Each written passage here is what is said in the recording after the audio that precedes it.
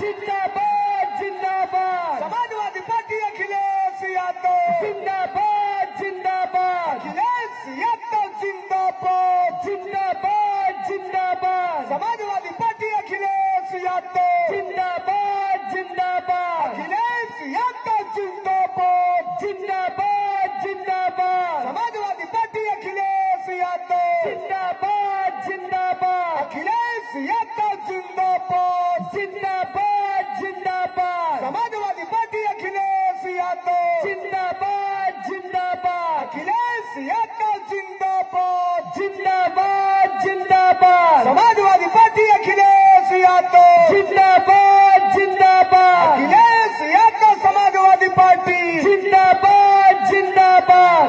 बहुत बहुत धन्यवाद साथियों, आप जिनकी प्रतीक्षा कर रहे थे वो मान्य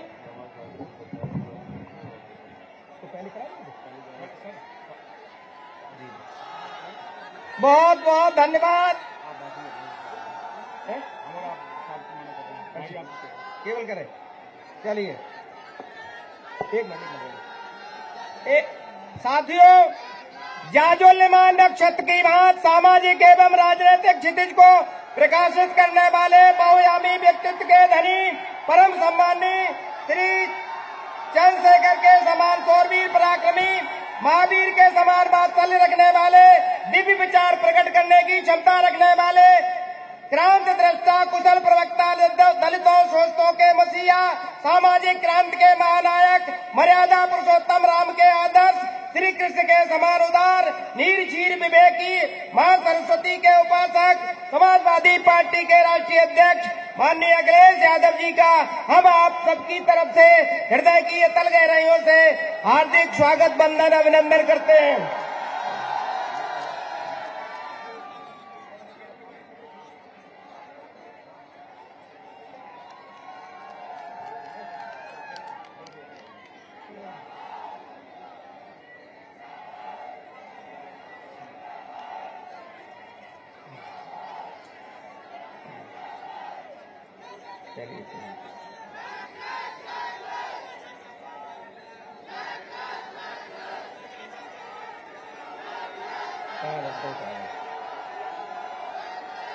साथियों, आपका जोश बहुत ही प्रशंसनीय है।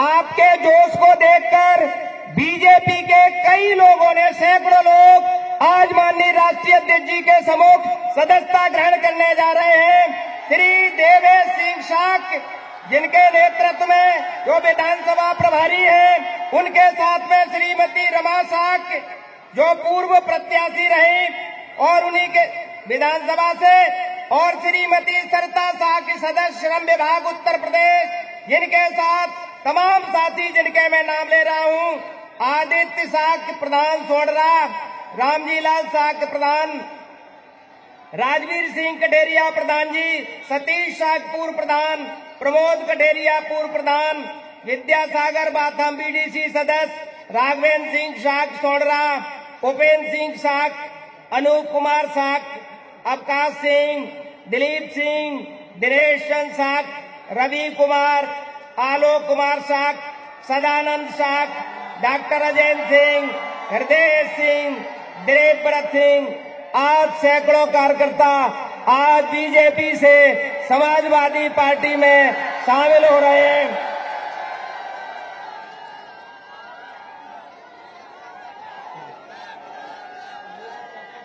मैं सबसे पहले इस कार्यक्रम में उपस्थित आप सबका बहुत बहुत धन्यवाद और आभार प्रकट करना चाहता हूं। और इधर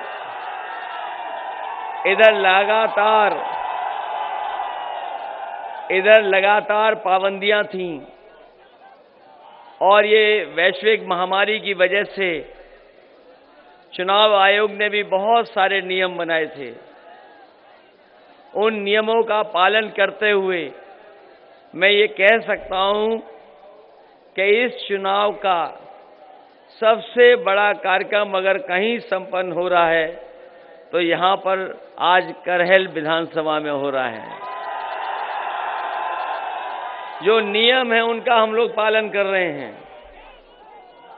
जो नियम और पाबंदियां हैं उन सब का पालन करते हुए, क्योंकि इधर जहां जहां कार्यक्रम हुए हैं हम लोगों पे कहीं न कहीं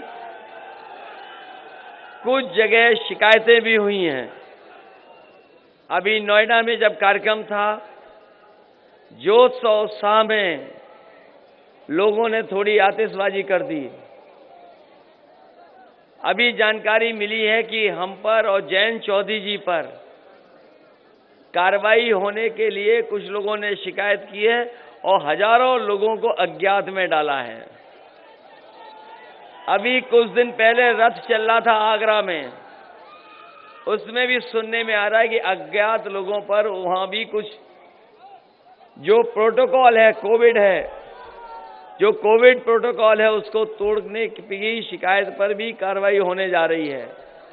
लेकिन हमें उम्मीद है कि यहां पर कोई कार्रवाई नहीं होगी, क्योंकि यहां हम सब लोग नियमों का पालन कर रहे हैं।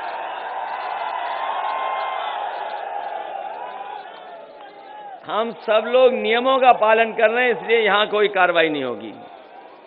इधर हम लोगों ने देखा कि वैश्विक महामारी आई, उसके कारण हमें और आपको सबको अपना नाक और मुंह बंद करके चलना पड़ा। और आज भी ऐसा है कि अगर बीमारी से बचना है तो हमें और आपको अपने नाक और मुंह बंद करके रखना है। लेकिन अब चुनाव आ गया है, अब चुनाव आ गया है और ये चुनाव जिस चरण में है वो तीसरे चरण में है। मुझे लगता है कि जिस तरह का माहौल है, जिस तरह का परिवर्तन दिखाई दे रहा है और जिस तरह की हवा चल रही है, पहले चरण में ही सरकार के आंख और कान खुल जाएंगे। जिस सरकार ने अभी तक आंखें और कान बंद कर रखे थे, पहले चरण से ही सरकार की आंख और कान खुल जाएंगे, क्योंकि किसान से लेकर के नौजवान इस बार तैयार है इस भारतीय जनता पार्टी को उत्तर प्रदेश में हटाने के लिए। और ये बात मैं इसलिए कह रहा हूं कि यहां के किसानों ने तकलीफ और परेशानी का सामना किया है। यहां जितने किसान भाई हैं और जितने हमें नौजवान दिखाई दे रहे हैं, सब किसान परिवार से जुड़े लोग हैं। कोई ऐसा नहीं होगा जो खेत ना और खेती ना करता हो।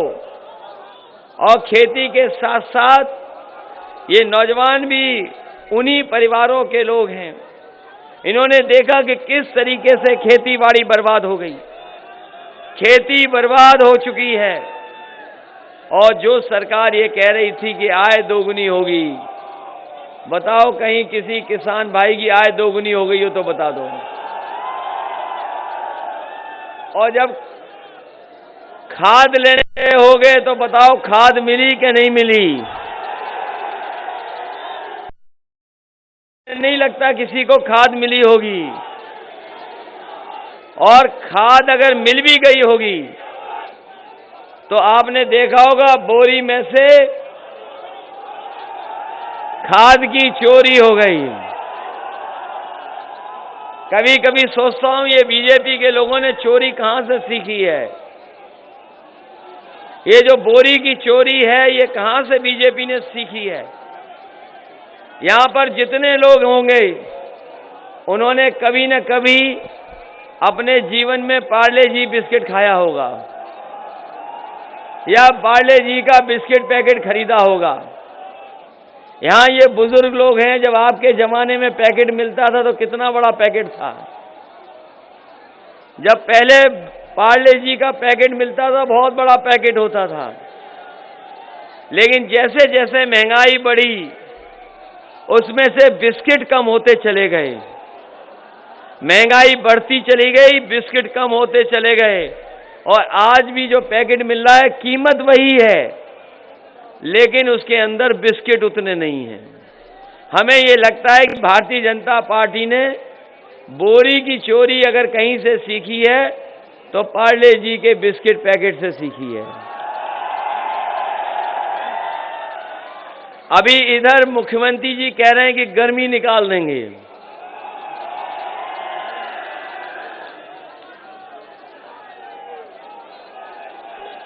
अभी हमारे और आपके योगी बाबा मुख्यमंत्री जी ये कह रहे हैं कि गर्मी निकाल देंगे।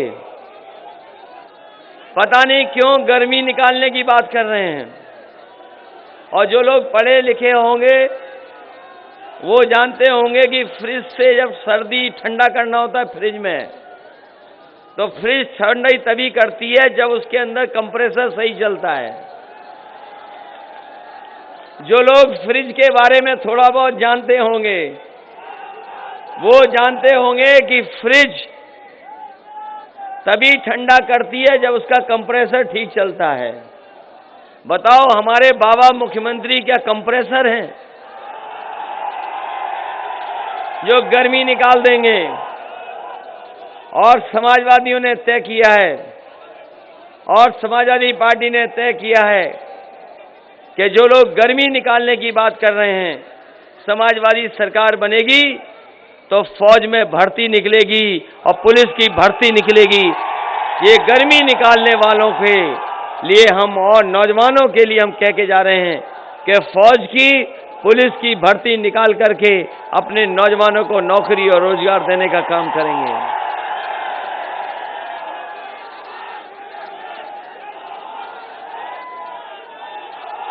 इधर समाजवादी पार्टी ने बहुत नए नए फैसले लिए हैं।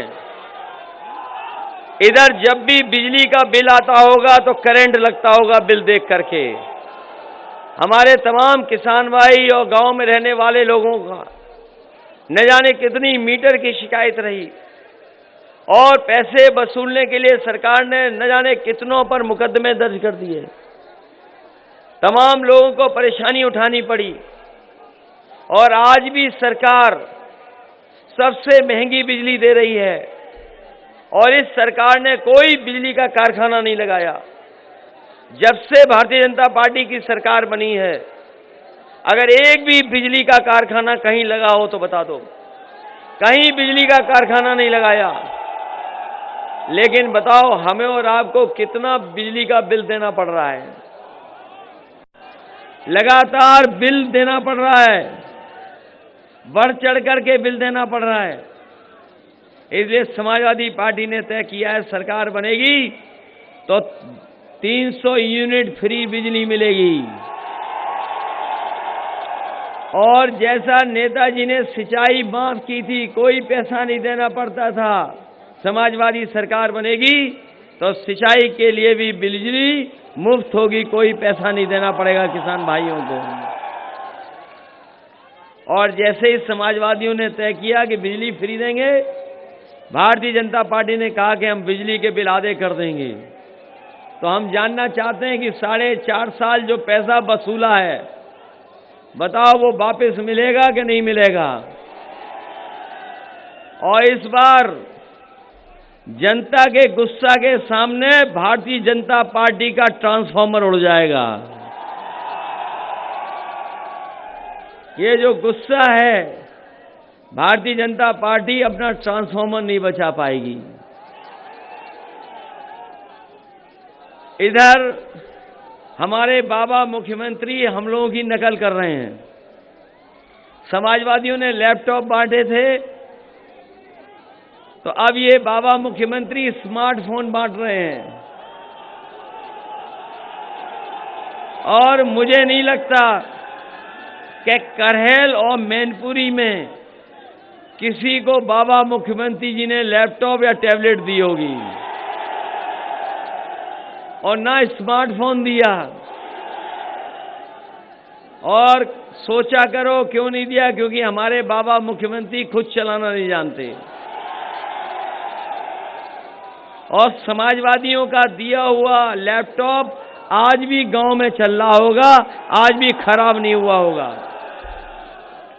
और जैसा हम लोगों ने बनाया था वैसे ही वो बना रहे हैं कि ऑन करो तो उनकी फोटो दिखाई दे। समाजवादी सरकार आएगी तो उनका मोबाइल से जो फोटो आता है वो भी निकालने का काम कर देंगे। और पहले की तरह बच्चे जो आगे की पढ़ाई पढ़ने जा रहे हैं उनको लैपटॉप देकर के दुनिया से जोड़ने का काम समाजवादी लोग करेंगे। और इसके साथ साथ समाजवादी पार्टी ने तय किया, अपने घोषणा पत्र में लिखा है कि इस समय नई नई नौकरियों की जरूरत है, नए नए रोजगारों के अवसर मिलें, क्योंकि जिस तरीके से तकनीक बदल गई है और जिस तरीके से काम करने का तरीका बदल गया है, जिस तरीके से पढ़ाई होनी चाहिए, नए नए कोर्स आ गए हैं, इसलिए समाजवादी पार्टी ने तय किया है कि अगर 14 लाख लैपटॉप बांट सकते हैं तो उसी क्षेत्र में आईटी के सेक्टर में अगर 22 लाख भी नौकरी नौजवानों को देनी पड़ी तो समाजवादी सरकार में उन नौजवानों को अच्छी नौकरी, लैपटॉप चलाने वाली या आज के समय पर जो नौकरियां मिलती वो देने का काम करेंगे। इधर बहुत पार्टी ने फैसला लिया है, ये जो कर्मचारी संघ के लोग हैं समय समय पे हम लोगों को सभाओं में मिलते थे और सभाओं में कहते थे कि उनकी पुरानी पेंशन बहाल हो। यहां भी तमाम नेता बैठे हैं जो उनके संगठन के लोगों से मिलते थे और संगठन के लोगों की यही मांग होती थी कि पुरानी पेंशन बहाल हो। कोई सरकार नहीं की।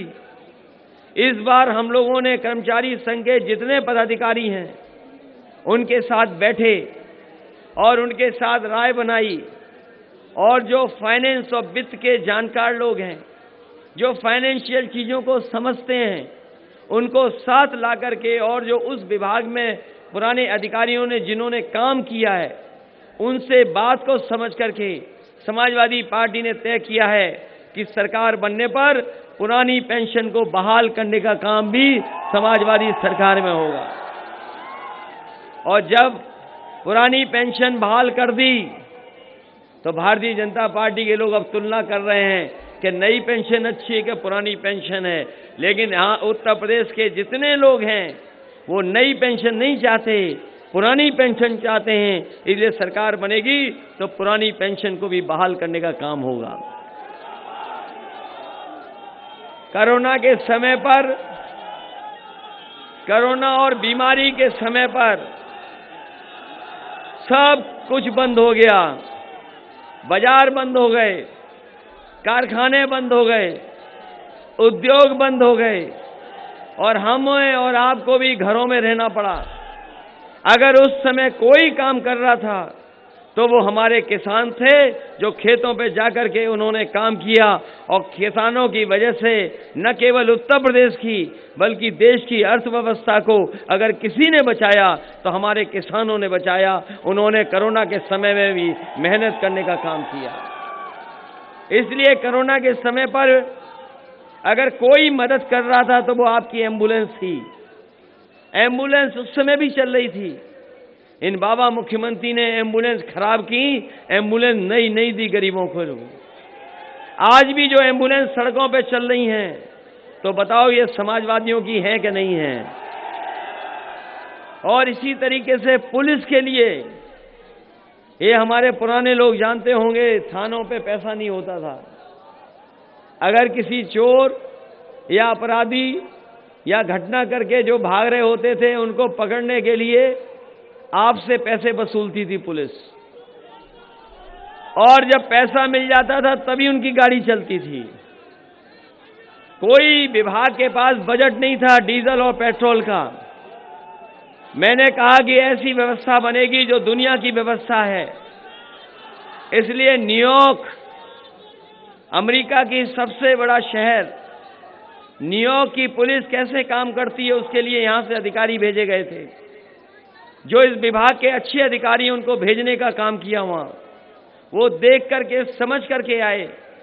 और उसके बाद प्रोफेसर वेंकट थे, उनको साथ लेकर के आए और उनके राय मशवरे पर ये पुलिस को 100 नंबर देने का काम हुआ। और जिस समय समाजवादी सरकार थी, समाजवादी पार्टी ने शुरू किया इसको, और पुलिस के लिए सबसे बेहतरीन व्यवस्था दी कि अगर कहीं घटना हो जाए तो 10 या 15 मिनट में पुलिस पहुंच जाती थी और मदद करने का काम करती थी। लेकिन जब से बाबा मुख्यमंत्री ने 100 नंबर से 112 किया है, तब से पुलिस का कबाड़ा कर दिया। 100 से 112 करके पुलिस का कबाड़ा कर दिया। पहले पुलिस ठीक थी, लेकिन 112 नंबर पाके पता नहीं क्या हो गया पुलिस को। आने वाले समय में अगर कानून व्यवस्था को लेकर के कोई बड़ा फैसला लेना पड़ेगा और गाड़ी ज्यादा बढ़ानी पड़ेगी, तो हम समाजवादी लोग गाड़ियों को बढ़ा करके सुरक्षा और कानून व्यवस्था कैसे ठीक हो उस दिशा में काम करेंगे। ये तमाम काम समाजवादियों ने किए हैं और करके दिखाए हैं। पहले 500 रुपए मिलते थे समाजवादी पेंशन में माताओं बहनों को, हमारी गरीब माताओं को 500 रुपए मिला करते थे। लेकिन इधर जब से महंगाई बढ़ी है, समाजवादी पार्टी ने तय किया है कि 500 नहीं बल्कि 3 गुना करके उन्हें पेंशन 1500 रुपए महीना देने का काम करेंगे। ये तमाम काम और तमाम योजनाएं हम आपके बीच में लागू करना चाहते हैं। इसके लिए जरूरी है कि सरकार बने। जो पहले चरण का चुनाव है, हालांकि आपका तीसरे चरण का चुनाव है, जो पहले चरण से चुनाव की शुरुआत होने जा रही है, बीजेपी की कोशिश है कि चुनाव दूसरी दिशा में ले जाएं। लेकिन अभी जागरूक जनता है, जागरूक जनता अभी भी चुनाव को विकास और खुशहाली के रास्ते पे ले जाना चाहती है। पहले चरण से ही भारतीय जनता पार्टी का सफाया होना शुरू हो रहा है। पहले चरण से ही भारतीय जनता पार्टी की हवा खराब हो रही है और 3 आते आते भारतीय जनता पार्टी का पता नहीं लगेगा। जहां से शुरुआत हो रही है, पश्चिम से शुरुआत हो रही है। पश्चिम में भारतीय जनता पार्टी का सूरज हमेशा के लिए डूब जाएगा और करेल आते आते भारतीय जनता पार्टी का पता नहीं लगेगा। ये करेल विधानसभा में भारतीय जनता पार्टी का ऐतिहासिक हार होने जा रही है। बताओ, उन्हें ऐतिहासिक हार हराओगे कि नहीं हराओगे? अभी तक तो मंच पे लोग कह रहे थे कि सबसे बड़ी जीत होगी,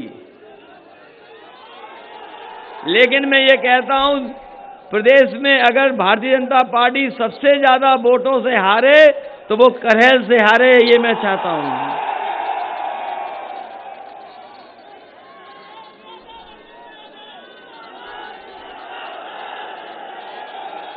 इसलिए मैं ये करेल विधानसभा नेताजी के क्षेत्र की विधानसभा है। नेताजी की क्षेत्र की विधानसभा है और कभी भी ये विधानसभा पीछे नहीं रही है वोटों के मामले में। अपनी पार्टी को न जाने कितनी बार यहां की जनता ने जिताने का काम किया है। यहां बहुत सारे विधायक बैठे जो जीते हैं। ये लगातार समाजवादियों के साथ रही है। यहां की जनता ने हमेशा समर्थन किया है। इसलिए ये चुनाव न केवल हमारा है बल्कि उत्तर प्रदेश के भविष्य का भी चुनाव है। ये उत्तर प्रदेश का भविष्य का चुनाव है।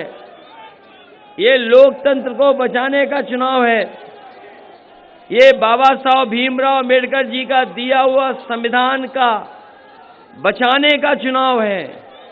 बताओ, इस चुनाव से लोकतंत्र बचाओगे कि नहीं बचाओगे? बताओ, संविधान बचाओगे कि नहीं बचाओगे? और इसलिए बचाना जरूरी है कि संविधान हमें अधिकार और संविधान हमें सम्मान देता है। ये इस क्षेत्र की जनता से कोई आज का रिश्ता नहीं है समाजवादियों का। इस क्षेत्र की जनता से नेताजी का जाने कितना पुराना रिश्ता है। इस क्षेत्र से नेताजी का कुश्ती के जमाने का रिश्ता है, कुश्ती और दंगल के जमाने का रिश्ता है। और जैसा कि अभी मंच पे कहा कि जब नेताजी को चुनाव लड़ना था, तो सुभाष यादव जी के परिवार ने उनके लिए सीट छोड़ी थी। नथु सिंह जी ने सीट छोड़ करके उन्हें विधानसभा में पहुंचाने का काम किया था। और आज जब मुझे चुनाव लड़ना पड़ रहा है, और मैं चुनाव इसलिए लड़ना चाहता हूं क्योंकि योगी से पहले चुनाव लड़ना चाहता हूं। योगी जी का चुनाव जाने कब होगा, लेकिन उनसे पहले हमारा वोट पड़ जाए इसलिए करेल में आए हैं। मैं आभारी हूं, और न केवल मैं आभारी हूं, पूरी समाजवादी पार्टी आभारी और धन्यवाद देती है सोवरन सिंह यादव जी का, कि जिन्होंने अपनी सीट को देने का काम किया है। वैसे तो बहुत सारे लोग ये कहते हैं कि दान से बड़ी कोई चीज नहीं होती है। लोग ये मानते हैं कि दान से बड़ी कोई चीज नहीं होती है, लेकिन मैं ये कह सकता हूं कि दान से भी बड़ा अगर कुछ होता है तो वो त्याग होता है। अगर त्याग किसी ने किया है तो आपके विधायक सोवरन सिंह यादव जी ने त्याग कर करके हमें मौका दिया है। मैं आपको भरोसा दिलाता हूं, सुभाष यादव जी का सम्मान करना हो, सोवरन सिंह जी का सम्मान करना हो, समाजवादी लोग पीछे नहीं हटेंगे। सरकार बनने पर उनका सम्मान करने का काम भी होगा। आज मुझे खुशी है कि देवेश साकी जी भी आज समाजवादी पार्टी में हमारे साथ हैं, और बड़े संख्या में आज समाजवादी पार्टी में लोग जुड़ रहे हैं। सरिता साकी जी भी समाजवादी पार्टी में आ गई हैं, रमा साकी जी भी समाजवादी पार्टी में आ गई हैं।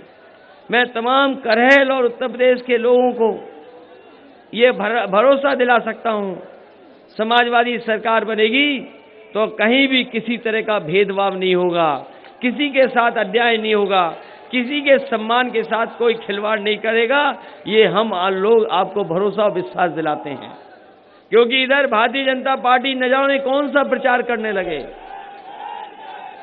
भारतीय जनता पार्टी कोई भी प्रचार कर सकती है, भारतीय जनता पार्टी कोई भी प्रचार करेगी, कोई भी साजिश करेगी, कोई भी षड्यंत्र करेगी। और यहां की जनता ने देखा है कि बड़ी बड़ी साजिशों का, बड़े बड़े षड्यंत्रों का मुकाबला किया है। याद होगा जब लोकसभा का चुनाव था, कांग्रेस पार्टी ने एक बार नहीं, दो बार नहीं, कई जगह 3-3 बार वोट डलवाया था। याद है कि नहीं याद है? इसी लोकसभा में जब कांग्रेस पार्टी थी, दिल्ली में थी, तो एक बार नहीं, दो बार नहीं, कई लोगों को 3-3 बार वोट डालना पड़ा था। कांग्रेस वाले ये सोचते थे कि मैनपुरी में अगर बार बार चुनाव को रोका जाएगा, थोड़ा दबाव बनाया जाएगा और थोड़ी बहुत सख्ती की जाएगी, तो हो सकता है कि जनता घबरा जाए, जनता अपना मन बदल ले। लेकिन मैनपुरी की जनता कितना भी दबाव बना रहा हो, कोई भी साजिश रही हो, लेकिन मैनपुरी की जनता ने उस लोकसभा का चुनाव भी समाजवादियों को जिताने का काम किया। मेरा सौभाग्य है इस बात का कि मुझे आपके बीच में आने का मौका मिला है। वैसे तो मैं अभी लोकसभा का सांसद हूं। आजमगढ़ के लोग थोड़ा नाराज हो सकते हैं, लेकिन मैं उन्हें भरोसा दिलाता हूं कि जिस तरीके से करेल सैफई को अपना घर माना है, उसी तरीके से आजमगढ़ के लोगों को कभी हम अपने से दूर नहीं कर सकते हैं कि उन्होंने नेताजी को भी जिताया, समाजवादी पार्टी को भी जिताया। जब मैं उसके बीच नहीं पहुंच पाया, उसके बावजूद भी हमें जिताने का काम किया। इसलिए जैसा हमारे लिए सैफई, वैसा ही करेल और वैसा ही आजमगढ़ का विकास करने का काम हम लोग सरकार में करेंगे। एक दिन मैंने सुना कि बीजेपी के लोग कह रहे थे कि ये चुनाव इसलिए नहीं लड़ रहे कि किसी विधानसभा में इन्होंने काम नहीं किया है। बीजेपी के लोग कह रहे थे कि किसी विधानसभा में इन्होंने काम नहीं किया, ये चुनाव लड़ने नहीं जा रहे हैं। मैं बीजेपी वालों से कहूंगा, कभी एक्सप्रेसवे पे आना और जरा करहेल कट देखना, जहां पर करहेल के कट से उतरते हैं वहां देख लेना। दिन में दिखाई दे ना दिखाई दे, लेकिन अगर रात में आ गए तो हो सकता है आपको लगे कि कहीं हम विदेश में तो नहीं जा रहे हैं। एक जमाना था, इस सड़क को हमने भी देखा कैसी सड़क थी। यहां पे बहुत सारे लोग हैं, ये तो नए लोग भी जानते होंगे। 4-5 साल पहले यहां सड़क नहीं थी। कोई कल्पना नहीं कर सकता था कि इतने कम समय में सड़क बन सकती थी। जब मैं इस सड़क को बनाना चाहता था, बहुत सारे लोग कहते थे ये सड़क नहीं बन पाएगी। बहुत से लोग कहते थे इतना पैसा आएगा कहां से, लेकिन हमने हिम्मत नहीं हारी। और जिस समय शिलान्यास कराया था, तो जब शिलान्यास के लिए नेताजी को बुलाया गया, और जैसा कि आप लोग जानते हो नेताजी की आदत है, जब शिलान्यास करने के लिए उनको बुलाया गया तो उन्होंने उद्घाटन की तारीख पूछा कि उद्घाटन की तारीख क्या होगी। तो जब उद्घाटन की तारीख बताई अधिकारियों ने और मैंने जब तारीख बताई, तो उन्होंने कहा ये तो 17 में ही चुनाव हो जाएगा, और अगर 18 में सड़क बनाओगे तो बताओ उद्घाटन कौन करेगा। इसलिए उन्होंने कहा कि मैं वही काम को हाथ लगाता हूं जिसका शिलान्यास और उद्घाटन की तारीख हमें सामने बताई जाए। तो उस समय नेताजी से पूछा कि बताओ कितने दिन में सड़क बनेगी, कितने दिन में सड़क बना दें। तो नेताजी ने कहा कि ये सड़क का अगर मैं शिलान्यास कर रहा हूं तो इस सड़क का उद्घाटन भी मैं ही करूं। तो जब मैंने दिन गिने तो ये सड़क 3 साल में बननी थी, लेकिन नेताजी ने कहा कि कम समय बनाओ, तो 22 महीने में ये सड़क बना करके तैयार कर दी। और याद होगा जिस समय ये सड़क बनाई और उद्घाटन हुआ, तो एयरफोर्स के बड़े बड़े हवाई जहाज, जो लड़ाकू विमान है, उनको सड़क पर उतारने का काम समाजवादी लोगों ने किया। वो सुकोई और वो मिराज इसी सड़क पर उतरे थे। पहली बार कोई हाईवे बना था जहां पर हवाई जहाज उतर सकते थे, और सबसे भारी हवाई जहाज है वो हरकुलिस, वो भी इसी सड़क पर उतरा था। केवल आगरा से लखनऊ नहीं बनाई ये सड़क। मुझे याद है जब नेताजी का जन्मदिन था, उसी दिन इस सड़क को उद्घाटन करने का काम किया। और आप पूरा देश घूम के आ जाओ, पूरे देश में दिखाओ, आपको करहेल वाली ये एक्सप्रेसवे नहीं दिखाई देगा जैसा ये एक्सप्रेसवे दिखाई दे रहा है। हमसे किसी ने मंडी नहीं मांगी थी। यहां जितने लोग नेता हैं या कार्यकर्ता हैं, किसी ने मंडी नहीं मांगी थी, लेकिन समय समय पर सोबरन सिंह जी विधायक थे या सांसद थे, किसानों के लिए कुछ मांगते थे।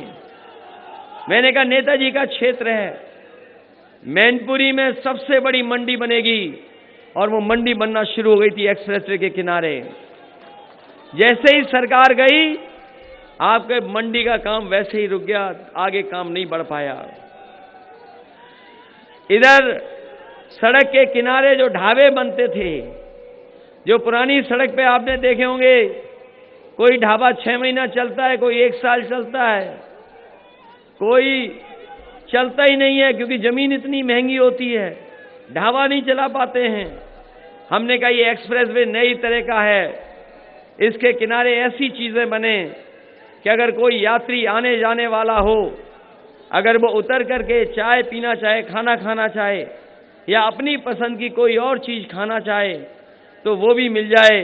तो आपने देखा होगा एक्सप्रेसवे के किनारे 2 बड़ी बड़ी बिल्डिंगें बनी हैं जिसमें हर तरह का खाना मिल जाता है। ये भी सरकारी है, हमने किसी को नहीं दिया था। हम सरकार का सरकार के रूप में चलाना चाहते थे, लेकिन जैसे ही भारतीय जनता पार्टी के लोग आए, इन्होंने वो भी बेच दिया। जाने किसको दे दिया? आप आगरा से लखनऊ चले जाओ, आगरा से लखनऊ चले जाओ इस सड़क पर, नेताजी और हमारा आप नाम कहीं नहीं देखोगे सड़क पर। आप बताओ कहीं नाम लिखा हो हमारा और नेताजी का तो बता दो सड़क पर। आगरा से लेकर के लखनऊ चले जाएं आप, कहीं नेताजी और हमारा नाम नहीं लिखा है। लेकिन जैसे ही सरकार चली गई, जहां पर लोग उतर कर के सूसू करने जाते हैं, वहां बीजेपी के लोगों ने अपना नाम लिखा लिया। बताओ कहीं एक्सप्रेसवे पे नाम हमारा लिखा है कि नहीं लिखा बताओ। जहां पर वो शौचालय है, बीजेपी का सबसे मनपसंद काम अगर कोई है तो वो शौचालय बनाने वाला है। और ऐसे शौचालय बनाए जिसमें एक भी अभी पानी नहीं मिल रहा है। बताओ बिना पानी के शौचालय कैसे जाओगे। और जब मैं ये सड़क के किनारे शौचालय बना रहा था बड़े बड़े, तो एक इंजीनियर आए, बोले कि इतना बड़ा शौचालय क्यों बना रहे हो, 2-4 बना दो, उतने में ही सब लोग कर लेंगे। मैंने कहा अगर 2 बसें भर के आ जाएं तो बताओ शौचालय कैसे करेंगे सब। बस भर के भी आए तो 5 और 10 मिनट लगेगा, सब शौचालय जा सकते हैं। ऐसा शौचालय बनाने का काम किया। और हमारी माँ बेटी बहनें कहीं जा नहीं सकती थीं, उनके लिए भी सबसे अच्छे शौचालय बनाने का काम किया। ये तो शुरुआती दौर था जहां विकास की गति हम लोग दे रहे थे, क्योंकि नेताजी ने यहां से लेकर के हम लोगों को यहां तक लाए हैं। हमारी जिम्मेदारी बनती है कि जो सिद्धांत, जो मुद्दे, जो विरासत में हम लोगों को मिला है, हमारी समाजवादियों की जिम्मेदारी बनती है कि जो संघर्ष, जो रास्ता नेताजी ने दिखाया, जिन कार्यक्रमों को लेकर के डॉक्टर राम मनोहर लोहिया जी चल रहे थे, जिनके कार्यक्रमों पर नेताजी चल रहे हैं, बाबा साहब के सिद्धांतों को लेकर के चल रहे हैं, अगर नेताजी यहां तक लेकर के आए हैं तो हमारी जिम्मेदारी बनती है कि इन चीजों को आगे 50 और 60 साल कैसे लेकर के जाएं। इसीलिए ऐसी सड़क बनाई। और मुझे नेताजी अक्सर जब एक्सप्रेसवे की बात होती थी, जब भी मैं उनसे एक्सप्रेसवे की बात कहता था तो वो कहते थे कि तुमने कभी सैफई से पतारा वाली सड़क देखी है। तो मैं कहता था नेताजी आपकी वो पंगडंडी वाली सड़क है, ये एक्सप्रेसवे है। तो जब भी मैंने उनसे एक्सप्रेसवे की बात की, उन्होंने हमेशा मुझे सैफई और पतारा की सड़क का याद दिलाया।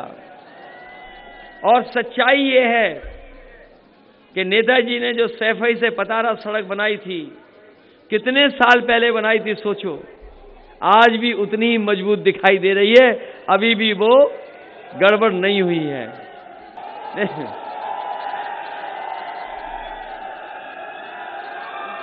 क्योंकि जैन इंटर कॉलेज हालांकि बहुत संस्था का उनका है, मैं जब कभी सरकार बनेगी तो मैंने कहा है कि उसको यूनिवर्सिटी तक ले जाने का काम होगा, तो हम समाजवादी सरकार में यूनिवर्सिटी लेकर के जाएंगे। और आपको भरोसा दिलाते हैं कि करहल में कोई न कोई ऐसी इंस्टीट्यूट बनाएंगे जो आज के समय पर जिस पढ़ाई की जरूरत है, उस पढ़ाई को लेकर के नौकरी और रोजगार मिलते हैं, उस तरह की इंस्टीट्यूट बना करके यहाँ के नौजवानों को दुनिया से जोड़ने का काम करेंगे।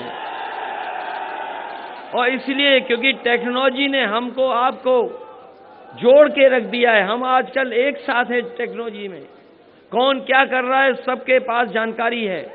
जब से मोबाइल आया, इंटरनेट आया, गूगल आया, कोई झूठ नहीं बोल सकता, सब सच्चाई कहीं ना कहीं आती है। लेकिन इस व्यवस्था को भी अगर भारतीय जनता पार्टी ने खराब करने का काम किया, उसमें झूठ फैलाने काम किया। इधर मैंने देखा है कि इस टेक्नोलॉजी के माध्यम से बड़ी बड़ी कंपनियां, कपड़े मंगाने हो तो कपड़े मंगा लो, खाने का सामान मंगाना हो तो खाने का सामान मंगा लो, टैक्सी चल रही हैं, चीजें इससे आसान हो गई हैं। इसलिए अगर इस क्षेत्र में भी इस तरह की नौकरी और कारोबार और रोजगार के लिए इंस्टीट्यूट बनानी पड़ी, तो हम समाजवादी लोग मिलकर के बनाने का काम करेंगे। और जैन इंटर कॉलेज वालों से कहेंगे कि अगर यूनिवर्सिटी तक ले जाना चाहते हो तो हम समाजवादी लोग आपके साथ हैं। करहल में एक यूनिवर्सिटी बना करके नौजवानों के भविष्य को बेहतर बनाने का काम करेंगे।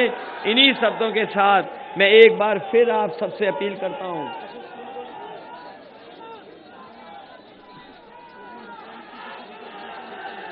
मैं इन्हीं शब्दों के साथ, ये भेदभाव हो जाएगा कि जिस स्कूल में आए उस स्कूल को कुछ नहीं दे रहे। इस संस्था में कई बार आए, नेताजी आए, हम भी आए, और लोग भी आए, कई बार हम भी आ चुके हैं। इसलिए नर्सिंग इंटर कॉलेज के लिए भी यहाँ के लोग जो कहेंगे वो करने का काम करेंगे। और अगर स्पोर्ट्स को लेकर के, हालांकि खेल का तो बहुत कुछ सफाई में भी है, अगर खेल को लेकर भी कुछ बनाना चाहेंगे तो उसको भी आगे बढ़ाने का काम करेंगे। और इस संस्था को भी मदद कर करके एक कम से कम अच्छी संस्था दिखाई दे करेल में, जो आज के समय पर पढ़ाई होती है उस तरह की पढ़ाई और इंतजाम हो सके। मैं आशा कार्यकर्ताएं और आशा बहुओं की मदद करने के लिए आश्वासन देता हूं। वहीं हमारे रोजगार सेवक दिखाई दे रहे हैं, टीईटी वाले दिखाई दे रहे हैं, बीएड वाले दिखाई दे रहे हैं। इसमें ये देखना कौन से वाले हैं, टीईटी, बीएड,